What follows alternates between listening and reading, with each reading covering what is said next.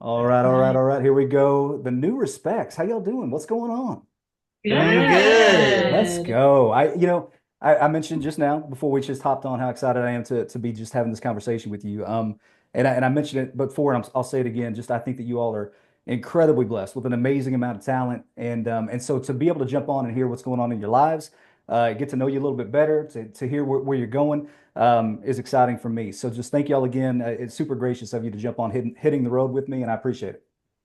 Yeah, Yeah, thanks for thank having you. us. Absolutely. So let me ask you this because I see here we're at somebody's house. Whose house are we at right now? We're at Mine. we're at your okay. I So saw her so in the back. Yeah. I'm so sorry. gotcha. No, you're good. So Zandy, so are you in Nashville? Are you located in Nashville? Yes, a Okay. little north of it, but yeah, born and raised out here in Nashville, Tennessee, and then Yeah. husband and I originally met on Instagram, but he lived out in LA at the time, so Okay. he moved here, got married, and then decided to stay. Yeah. So yeah, Totally. here Yeah. we are. So do y'all? I mean, are y'all just kind of a tight knit group? I'm just saying, even when you're not performing and out on the road, are y'all just all hanging out with each other all the time? Is that kind of the vibe? This is kind of the home base. Yeah. We Totally. our like studio setup is down in my basement right now, Yeah. and we've done like a couple different variations of studio, like renting from a friend or just going out. There was like a place in Franklin that we would meet up some, but then when we bought our house, we had like an unfinished basement, and we were like, "There's a lot of room down there," Yep. Yep. and we also kind of all moved out of like my parents' house, and that's where all of our stuff we have acquired over the entire time that the band was. So Hmm. it was the first time that like mom and dad were like, "You got to get all your extra stuff out." We had room in our basement, and when we looked around, we were like, "We actually have enough to like do a little setup if we wanted Yeah. to." Yeah. And that was actually at the exact time that the studio we were renting out ended up not working out anymore. So it was just kind of one of those like, use what we have, and then Sure. we actually had more than we thought. So this has become the place where we kind of do everything now. Yeah, and that's what I was going to ask. Like, does that help with the creative process? I mean, if you're in there, in the kitchen and you're just kind of, fiddling around, I mean, you're just like, hey, I've got like, my imagination just went nuts. I'm going to go downstairs and just we're going to work that out, Yeah. flesh it out. Me personally, no, because I don't push buttons. So I'm still like, oh, this is a cool idea. I can't wait till Darius comes over because then he's gonna capture it, Yeah. So, But so I think it's good for me with the kids. Like yeah, I can still have their routine, and they can go take a nap, and then I jot downstairs, or I'll have a show on for them, and then we'll be able to record something. Like it's really become. I know the tour is a family reunion, that's the title of it, but our mhm, life is that all the time as yeah, well. Like love it's that. just kind of all in all the time. Love that. So I know you mentioned Darius is like, so Darius, are you like the guy that when you go downstairs, she's like, hey, or any of you guys are just like, I've got something that I'm noodling on, I'm chewing on, and Darius, you gotta make this, you gotta make it go. Sure. That's Sure. exactly Yes, right. that's it. You got it. Exactly right. Yeah, Yeah, pretty nailed it. pretty Yeah, much. yeah, I feel like I naturally just am good at catching ideas. So they will start songs and lyrics and melodies, and then um, I'll just be sitting there listening. I was like, okay, there it is. There's the idea that Mhm. let's run in that direction. yeah, I'm down there making stuff up as I go. yeah. No, I mean, and I love that. I mean, because it's like, and I guess, I mean, obviously you guys know, I mean, when you're, in a collaborative like that, I mean, having everybody that has, their own, just kind of thing, vibe that they're good at, and to be able to just like kind of lay those things down together is pretty amazing. So, Yeah. so yeah, that's incredible. So here's what I'd like to do. I'd like us to kind of go back. I want us to go back, like, and then I want us to kind of talk about here in a minute. I want us to talk about the here and now. And then I know you guys are Yeah. touring in June, so I want to hit on that. Okay. So, Yeah. Great. so I know you guys have been at it for a while. I mean, probably longer than Yeah. most people would. When did you guys kind of officially, kind of say, hey, we're going to try this. We're gonna gig. When we were in high school, I want to say I was like 16 or 15 and you were like 14 or 15. Mm-hmm. And same with you, 16 or 15. We everybody in Nashville when you're that age like has a band. Mm-hmm. And we were super adamant. We were like, we're not going to do a band because everybody does that. But we were naturally kind of like making music together anyways. Andy and I had started like writing songs together. And then I did this like coffee shop thing that the three of us did together. And then our cousin, or her name's Hope, she was like, y'all should do a band. And we were like, no. But then we just decided to start a band. And I think because like we grew up kind of like around the industry, we didn't know how to like not take it seriously. Right. And then Zandy's like a very good leader. So she was like, guys, we're going to meet this many days a week and we're going to rehearse and practice. Yeah. And so we would like meet up after school and like write and learn how to play our instruments for the first time, learn how to sing. I stopped playing instruments. But it was really fun. I think it was like a really cool, like we just never stopped, you know. Yeah. That's how it started though. Yeah, I love that. Well, go ahead. I'm sorry to go ahead. No, I was just saying, like, I just turned 30 in February. And so, like, thinking about being 15 doing that, and now, like, it actually being something we are still doing. Sure. It's just wild. Kind of crazy. Yeah. Yeah, absolutely. Well, so I'm gonna real quick, Jasmine, I'm gonna speak directly to you real quick, okay? So I mentioned this to Darius some months ago, right? So in a former life, okay, I was an agent and I actually represented one Nicole C. Mullen. Okay. Wow. So I'm going to take it back a little bit. Okay. So I remember I had a guy call me one time and he said, hey man, I've got this thought. I'm going to propose to my girlfriend. He's in Dallas, Fort Worth. I'm going to propose to my girlfriend. Can I get Nicole C. Mullen down here? And I was like, well, it's not something that she would normally, it's kind of a weird thing. I mean, a one-to-one kind of thing. And he said, well, man, listen, just if you can pull it together, let's pull it together. So we talked to, your mom's management, all this kind of stuff. And they're like, well, hey, listen, we're cool with her going down there, but it's a little tricky. I said, cool. So the guy calls me back. He says, man, I'm over the moon. Like my girlfriend's she's not going to even have an idea. And I'm like, awesome. He said, hey man, can I ask you a question? If I wanted Nicole to jump in a chopper, he said, and like fly down onto my property, would she be game for that? And I said, man, I don't think that's gonna fly. I don't think that's gonna work, man. And I don't think that's gonna go. And so all that to say, I remember your mom did take that gig. I think she took a few people with her, but yeah. So there's a little history there, right? And so that's so wild, kind of crazy. So yeah. So and that's gonna lead me to my next kind of question, something I'm curious about, right? So you mentioned that you all grew up in the industry. So obviously, your mom is, I mean, in my opinion, she's got Whitney Houston vibes in the CCM space, right? So all that to say, my question would be like, no, you coming from that industry background, you grew up in it. Do you find that was a benefit to you as maybe doors opened, or do you feel like that was not a hindrance, but something that like, hey, I want to separate myself from and kind of be my own person, be my own thing, or neither? I really love that question. I think there's probably a little bit of both. I definitely think there's a lot of privilege in growing up around that industry. Like I for sure would not be a musician or have access to a lot of the things that were like so normal to me without like my mom. Yeah. I feel like I was in writing rooms from the time I was like really small, just like hanging out and chilling. And I think just like being steeped in that, it just becomes like a tea bag. It's like, this is who I am. Like, I don't really know anything else. I'm so thankful for what is normal to me because of her. I'm thankful that it was normal for me to see like a Black woman on stage with the guitar, like because of her. And it was like normal for me to like be on the road with her. And so I think all those things like have really funneled into what makes me me. And then also going like, oh yeah, like us being on the road and like all that feels like so natural because it's just how I grew up.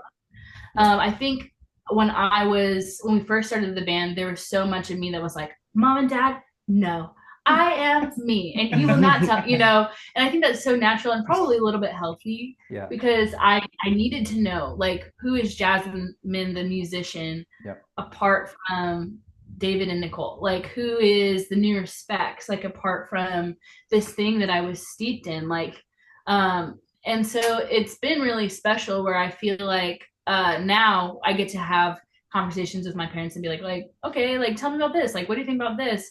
And it feels like I know my identity like on my own, and also I get to be like, and I know my identity that comes from them too. So I think it's like this double thing that I feel really, really blessed and honored to be able to grow up around so much music. And also, I'm thankful for the time that I chose to find out who I was in music. Yeah. Yeah. No, I love that. I love that. And so like, Darius, Zandy, like I know that so did you all grow up in the industry or were you around it? Was it, kind of what did that look like for you guys? Yeah. Yeah, we were around it just from like proximity. My dad was a pastor, and they went to the church that we grew up at. So uh, it was definitely just because we had friends that were in the industry, and we got to like fake intern at Jasmine's dad's studio, and we were definitely exposed to a lot from a very young age in the music industry, and just seeing how it all works. Yeah. But it wasn't the industry wasn't in the house. Right. It was just like outside and like with our friends, if that makes sense. Yeah. Yeah. Yeah, absolutely. Well, and I know you mentioned kind of, obviously, it sounds like y'all got some church background. Here's what I Yeah. want to here's what I want to kind of touch on because when I really dug a little bit deeper here this week, because I wanted to get familiar with you guys again. And so it's like you reminded me of there are bands that have and it's really a gift to I think not necessarily be all the front and center like in someone's face with their faith or with their beliefs or like there are people that have a gift I think to kind of weave that light into their art. And so like and I would just say somebody like Switchfoot, you would somebody like Switchfoot does something like that really well, or Need to Breathe does something like that really well, right? But I feel like you guys do an amazing job of kind of weaving that light like into what you do. And so like this morning, my wife and I were listening, and we were watching some videos, and she said they just seem so happy. She was like they just, and I told her I said they are like a Skittles commercial on repeat. And I was like that, like, and I mean that, like, and so the funny thing is like I think that what I noticed, and maybe you guys can speak to this. I believe there's a difference between happiness and joy. Yeah. I think that happiness can terminate on itself. I think that joy, well, it lasts. It stretches.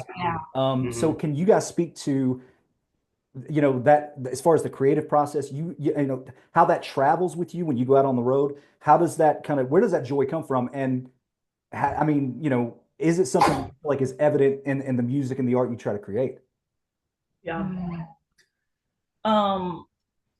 First of all, thanks. It's a huge compliment. Yeah. I love Skittles. Yeah, I think that we have just learned that joy is for us. Like it's part of the inheritance that we get, when walking with the Lord. Yeah. And so we just also love to laugh. Like I think because we started so young, we got to build young. And we got to learn like our culture in the band, even though we're siblings and Jasmine's our cousin and we have like these family cultures. We had to like be very intentional to be like, okay, what about between the three of us? And then also just the people that we work with and who work with and for us, like we realize that we're the head of that. So it's like, what's the culture that we want to create? Yeah. Joy and laughter is like a huge part of that foundation because of the promises that we have in God. Like levity comes with that. Yeah. And so, and honesty and vulnerability come with that as well. And so by way of having like a community that has honest conversations and vulnerable conversations, we get back to joy really easily. Yeah. Because we can process the hard and then land in the joy and then do it again over and over again. And so, and then the music part that's recess for us. Like that is the most like breathing. Like that's just the thing that keeps it all going. And so, if we're in interviews or if we're playing a show and like, or shooting a music video or something like that, most of it is going to be joy. We have new music coming out. We actually have a song called Really Happy that talks about that, where it's like, we actually are happy people. Because for a long time, when we first started the band, we were like, no, we're rockers. Yeah, we're angsty. And that's just not our story. Like, we've obviously, because we are humans who've grown up in the world, have stuff, and have heartbreak and disappointments and stuff. But at the same time, we also grew up in a very like curated kind of sheltered environment and don't have a lot of the like, and then I was this, but then I got saved. It was like I grew up in the church. I fell in love with Jesus at an early age, and then like I've lived this life that has been full of joy.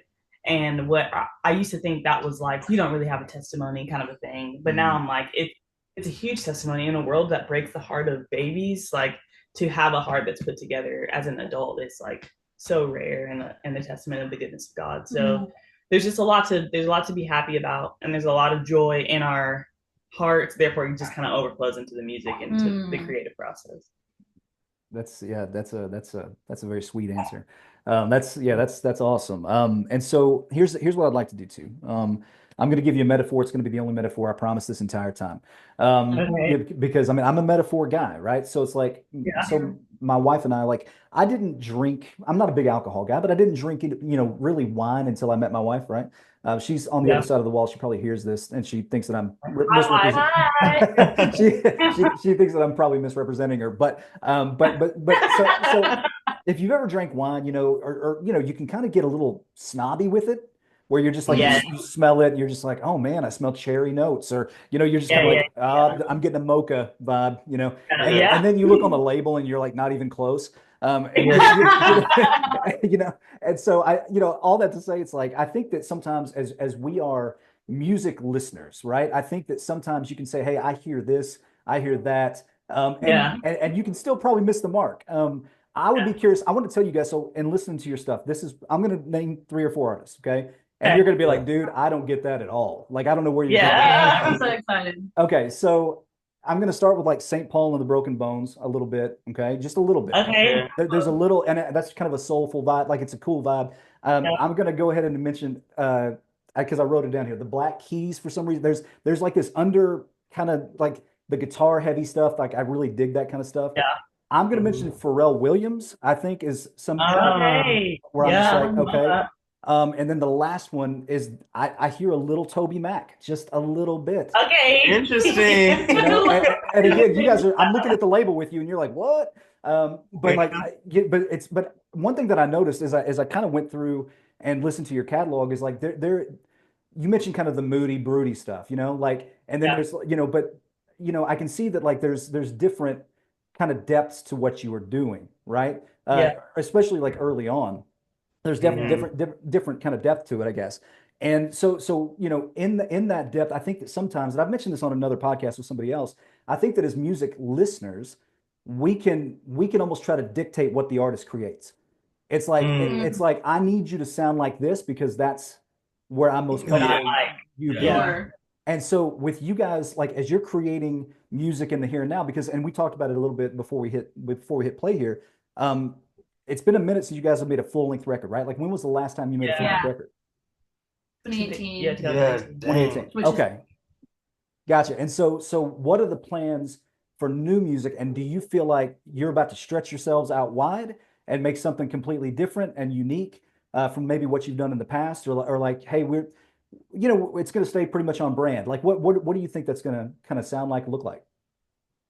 That's a interesting question, because it feels very true to us. So I'll say we do have a record done, actually. Yeah. Okay. First person you're telling. We're telling that. Yeah. Oh, wow. Nice. That we've been working on since some of these songs. 2023. Yeah. But as far as recording or just written? Writing. Years. Some of them have been 5, 6, 7 years. Yeah. But because we're such different humans from like where we created the first record to now, I think it feels different and the same at the same time. Totally. In the sense of the process was so different. We were on a major label when we made the first record. We were working half in LA and half here in Nashville with producers and writing with a bunch of people. And this one we made by ourselves, wrote most of the songs in-house. I think we have a couple co-writes. And our goal was really just to like retrain the muscle of like trusting our gut and making music for like the kids like us, essentially. Like we wanted to reach people that didn't always see themselves in the music that they were listening to. Like, we grew up listening, well, at first it was just like gospel music and Motown. But then as I started to like get to pick the music that I was listening to. Lane did some more rock, and we grew up listening to Need to Breathe, John Mayer. John Mayer, and it's like, so that influence comes out, but then you would go to the shows and you would like be the only Black person in the room. So, well, we're kind of creating from a space of trying to reach those kids. And obviously the music is for everybody, but that's kind of who we had in mind as we wrote it. So it feels like in the same world as our other record, but just plus live. 8 years of living and maturing and trusting ourselves. Yeah. Yeah. Love that. Well, so did y'all record downstairs? I mean, did y'all record, Yeah. Some at like the other studio we were renting, and then a lot of it was downstairs. And my husband also has like a little studio upstairs, and so we've used like his stuff. So we just kind of very DIY, but it's also been really cool. It feels a lot like coloring or something. Like you just see what markers are around you and then use those, versus being like, I have to go get a paintbrush, otherwise I cannot create. Yeah. It's like I have a color pencil, a crayon, and a marker. Let's make it happen. So I think something else that to me, this feels like a really true snapshot of who we are, mostly because I think everything goes together in a way that maybe the first record, not that it didn't, but like you were saying, I think that there was multiple producers, like multiple hands on it.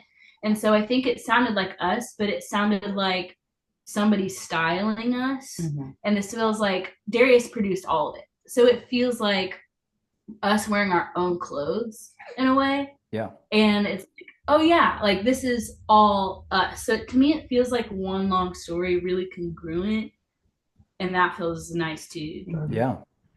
No, I love that. I love that. Well, and so let me ask, you all, this question too. So it has been, 7 years, almost 8 years since you put out a full-length record, right? And so, and I know people talk about it all the time, or they, people, I think we're talking about it less, but, really how the pandemic in 2020, like how it kind of impacted, the music space, certainly. I mean, I had a lot of friends that were in the music space, that were losing jobs, record label people, I mean, agents, management, I mean, artists weren't going out on the road. Do you feel like, because if your last record was 2018, obviously you're going to tour that record as best you can. 2020 kind of flips everything around. Like, did that kind of slow down the train? A million. Yeah. Okay. We also left our label at the beginning of 2020.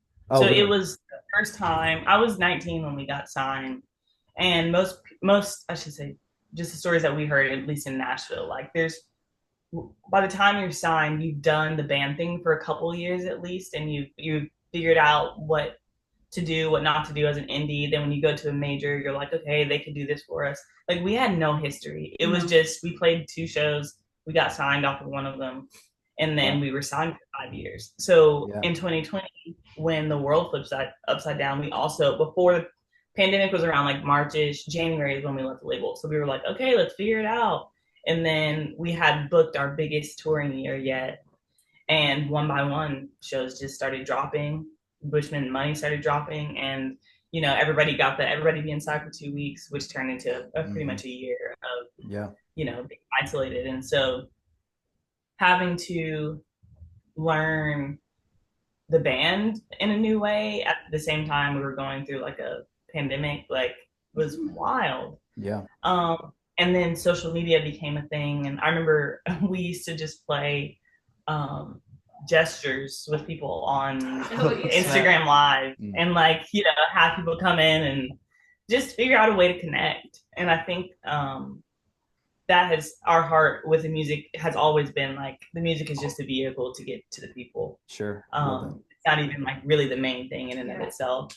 So then you had another challenge in 2020. It's like, okay, well, how do we get to the people? And then, so in the years after that, it's still felt that way for us because of touring is different. It never went back. Like, there will always be a world before or after 2020. Like, people are touring again, but not the same. People are streaming again, but not the same. So I think there's still some mystery around what is the right next step, Like Yeah. how do we still get to the people? Yeah. So Yeah, totally. Well, and let me ask you this too, and I don't want to spend a lot of time on the pandemic, obviously, but it's like something like that when you've got momentum, you got the record in 2018, you're touring that record, yeah. and like, and again, you can feel free to be as honest with this question, as you want to be, but does that when all that kind of comes to a grinding halt, not just for you, but for a lot of people, like, does that breed any kind of resentment?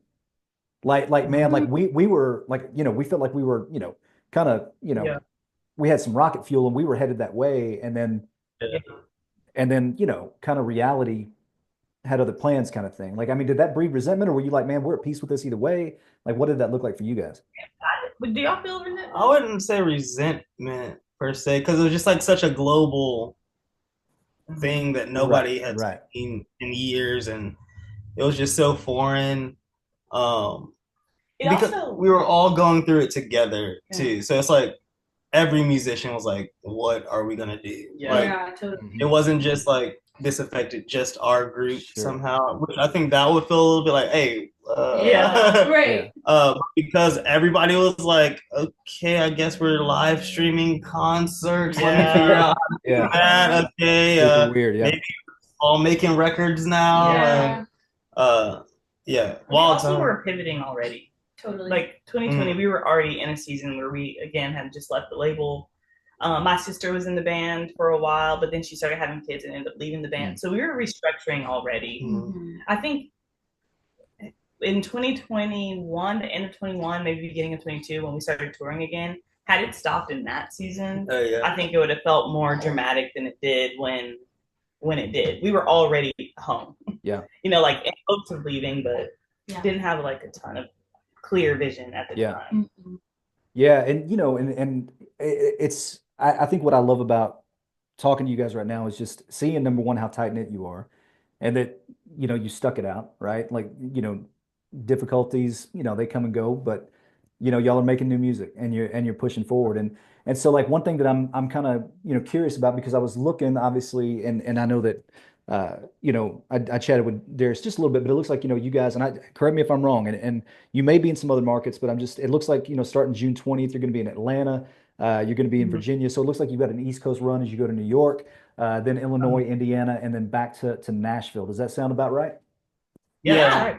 You know better than I Gotcha. Well, no, that's exciting stuff. So let me ask you this, with this, because this, again, East Coast run, all that kind of stuff, like what are you hoping for? Are you going to play your new record when you're out, or are you going to just save some of that, hold some of that back? Like, what's it going to look like? No, we're playing it. Yeah, we're playing new songs, playing old songs, of course, as well. Yeah. But really just kind of inviting people into this. We want to take the love and camaraderie that we've had over the years and try to put that into a show and try to put that into an environment that's inviting for people to join us in that and make new friends within each other in the crowd and all that. So yeah, we're honestly still figuring out how we will release the project, but we will be playing it just because in today's market, it's like there's no rules anymore. Yeah. We're all like trying to fly the plane and build it at the same time. Yeah, totally. Well, and remind me again. So is this gonna be an independent project? Is this on a label? Like, remind me what that's gonna look like. You know more than I do. Yeah. I'm like, that is a good question. Is it God? Yeah. We made it independently, but we'll see about what kind of partnership we can drum up for the release. Yeah. No, that's incredible, man. Well, listen, I know that you all are, certainly you've probably got, things you want to get back to. I don't want to take up too much of your time, but I'm excited. So when you guys come back to Nashville in June, I'm going to tell the rest of our, our crew that, we should all go out and see that show if we can, because please do. we want to support y'all. And so it's truly an honor. And I just want to listen, and I mean this, like, just seeing the love that you guys have for each other. and seeing how that kind of it's. I mean, it's pretty evident to me right here, just kind of being able to, for anybody that's listening, I hope that it comes across. But there's a real genuineness and there's a real love that you can tell that you guys have, and so we're going to be big supporters of you guys, and just I just wanted to thank y'all for jumping on with us and just taking a second. And again, if y'all need me, if you need anything else, I mean, we're happy to jump in and help you. Thank y'all so much again for jumping on. Thanks for Thank you having for us. having us. This All right, was so guys. fun. Absolutely. Y'all take care. All right, you too. Okay. All right. Bye.